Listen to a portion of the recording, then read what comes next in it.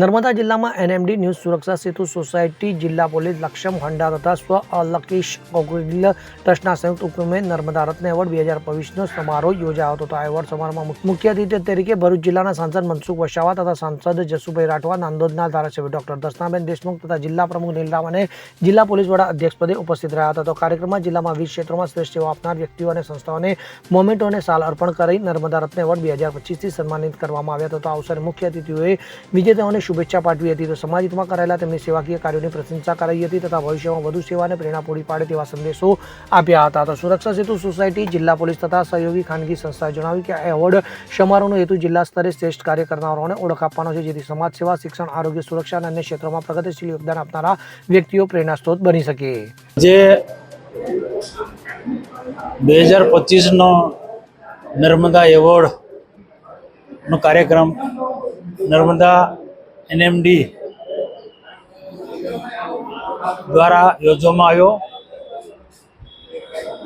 આ કાર્યક્રમમાં અલગ અલગ ક્ષેત્રોમાં કામ કરનારા મહાનુભાવો,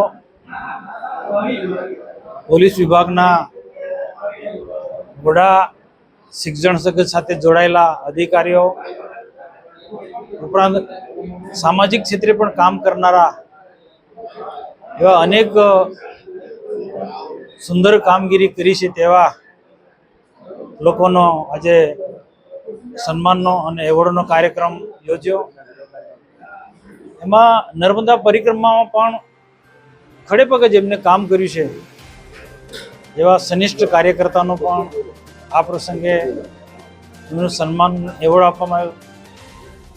નર્મદા જિલ્લો અતિ પછાત જિલ્લો છે. એમાંથી બહાર કાઢવા માટે સરકાર બધા જ પ્રકારના પ્રયત્નો કરે છે. એમાં મીડિયાના મિત્રોનો પણ ખૂબ મોટો રોલ છે.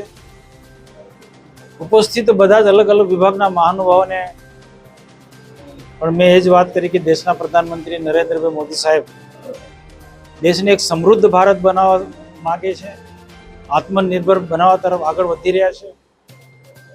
તો એવા સમયે આપણે નર્મદાના લોકો પણ જે રાજ્ય સરકારની, ભારત સરકારની જે અનેક પ્રકારની યોજનાઓ છે એ યોજનાનો પૂરેપૂરો અન્ય લોકોને, લાભાર્થીને અપાવીએ અને નર્મદા જિલ્લાને પણ એક એક ક્ષેત્રે, કૃષિ ક્ષેત્રે હોય, પશુપાલનના ક્ષેત્રે હોય કે અનેક પ્રકારના વ્યવસાયો હોય, રોજગારક્ષી સરકારી નોકરી હોય, પ્રાઇવેટ સેક્ટરમાં બધા જ યુવાનોને કોઈને કોઈ પ્રકારની રોજગારી મળે એ પ્રકારનું વાતાવરણનું નિર્માણ કરીએ અને એમાં નર્મદા જિલ્લો પણ એક દેશના વિકાસમાં, ગુજરાતના વિકાસમાં અગ્રેસર નર્મદા જિલ્લો પણ રહે એના માટે સૌ અલગ અલગ વિભાગના આજે એવોર્ડ જેમને જેમને મળ્યો છે બધાને અપીલ કરી છે.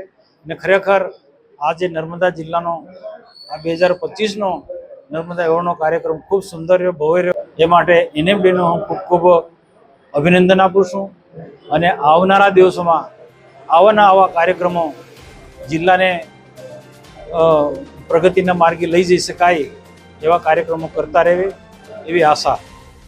દીપક જગતાપ સાથે CN24 ન્યૂઝ, રાજપીપળા.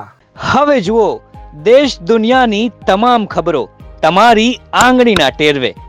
ઉઠાવો મોબાઈલ અને Google Play Store પરથી ડાઉનલોડ કરો અમારી CN24 ન્યૂઝ મોબાઈલ એપ.